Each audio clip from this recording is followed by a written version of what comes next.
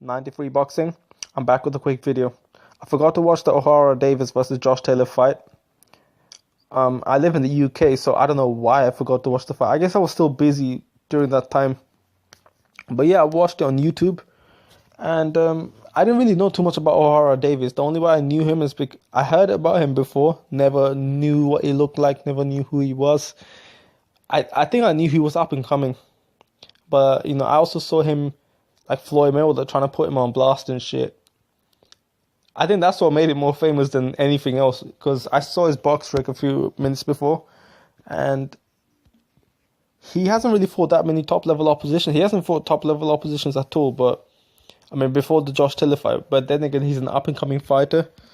I feel like Josh Taylor. All right, let's get into the fight, right? Josh Taylor was a lot taller from the weight. I didn't really click on none of the weigh-ins. I just thought Josh Taylor is this wide guy that he fought, right, yesterday. And he was a lot taller, and noticeably taller.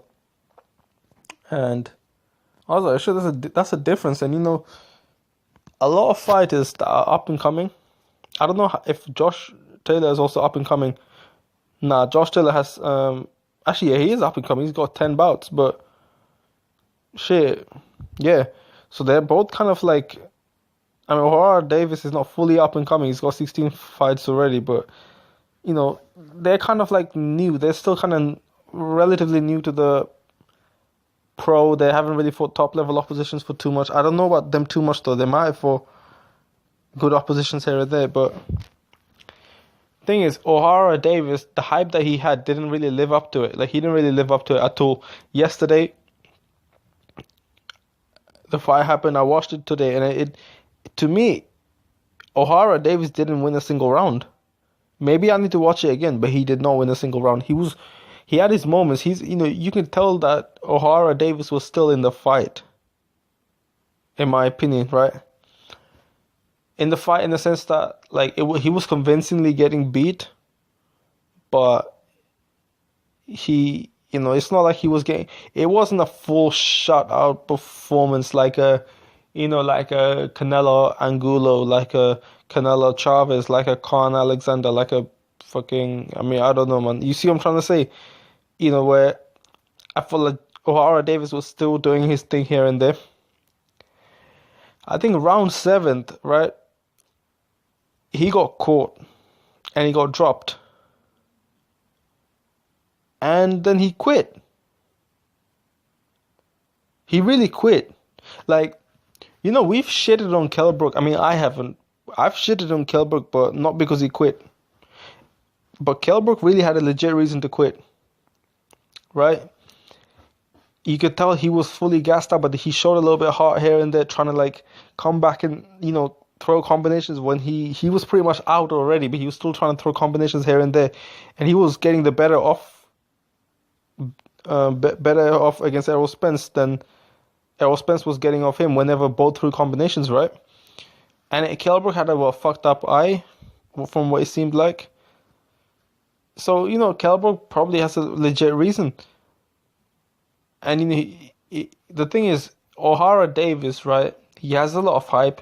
You're finally in the big stage. I can see some of the fights that he had was against guys in Bethnal Green and shit. Bethnal Green, that's in central East London, and it's I don't know if any fight actually gets televised there. I mean, he fought in the O2 in the third fight, fourth fight. He fought here and there. He fought in Germany as well. But this is you're currently in the limelight now. You're currently in the stage where you can really perform. Any good thing you do will be taken, will be great, and any bad thing you do will be really bad for your career. I feel like Ohara Davies could have went on. Whether he was winning or not, I understand that. I understand that Ohara Davies is getting beat. I'm fairly sure mentally that could have taken a toll on the guy. He's thinking, shit, I'm getting beat up, I'm getting outboxed, because he was getting beat up and outboxed pretty much every single way. He was getting beat up. But man, you are in a big stage. You are not supposed to quit. It doesn't matter. Go through the fight, man. I guess I'm not in the ring, so I can't say, but I feel like if you're a fighter, right, shouldn't he be going through the ring unless you have a serious injury or unless something? Like people seriously, like as I said, Kell Brook has a legit reason to quit. He kind of did the Sergey Kovalev. Ohara Davies really did the Sergey Kovalev, except that Sergey Kovalev didn't even have the heart, to be honest. He was lying about low blows and shit. This is the thing about some fighters in the UK. I feel like some of them right here in the UK get hyped way too much, and we look at American fighters like as if they're getting hyped up. And I'm gonna make a video on that because when we do that, like when some of our UK people do that, like I look at it and think, like, stop it, man. That's embarrassing. Yeah, some American fighter, Jeff Lacey. Okay, Jeff Lacey got hyped up, but who else? How many are there? Like, look how many UK fighters go out there and they get hyped. You know, there's a lot of hype jobs from the UK. Let's be real. I like the UK. I think UK has very good fighters. Of course, I'll be rooting for UK when Joshua fights Wilder. And you know, look at Anthony Joshua. He's got way better resume than Wilder, and Wilder has fought like twice the amount of fights. I personally think UK has a lot of talent, but sometimes our fans can get too overboard, and we kind of live in a little bubble. Ohara Davies cannot quit like that. He cannot, like, if he wants his career to be high, he cannot quit like that. Straight up. This is the problem with, I don't know what to say, man. I really don't know what to say. Like, to me, like, this is why I don't buy into hype. This is really why I don't buy into hype. In sports, like, see, in life, you're innocent until proven good. Innocent until proven guilty. My mind is so fucked and tired.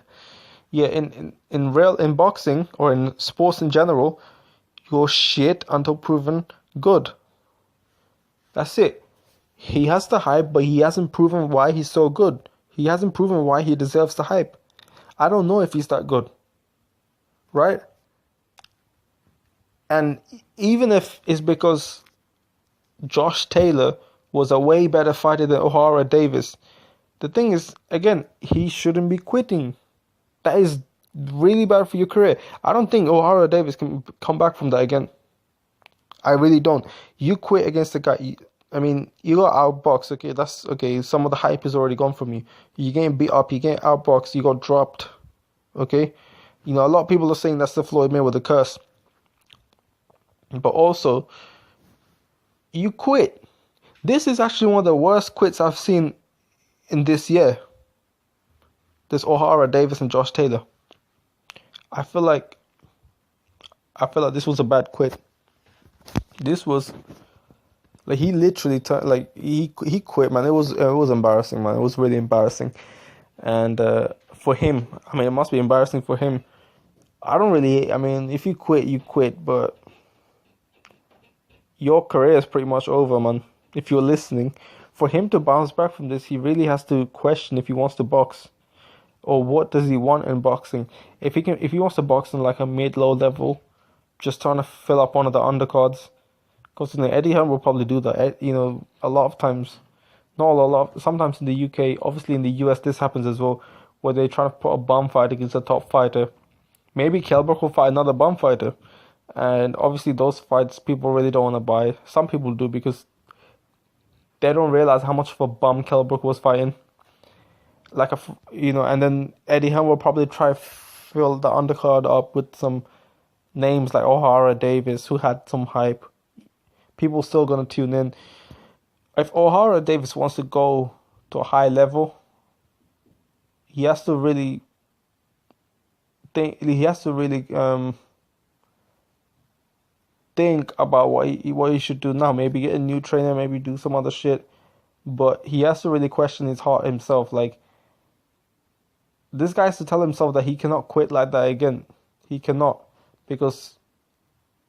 And to be honest, like you've seen me, right? I don't have a problem with fighters quitting, especially when they have a bad injury. You've seen this against Kell Brook. I've never shitted on Kell Brook for quitting. You know this. But this guy really quit. It was really bad. And if he wants to go to a higher level, he really has to step his game up in terms of heart. And a loss is okay. Taking a loss is fine. Just make sure that fighters fight to the end, and that's kind of what I've seen, I guess, or that's kind of what I'm used to.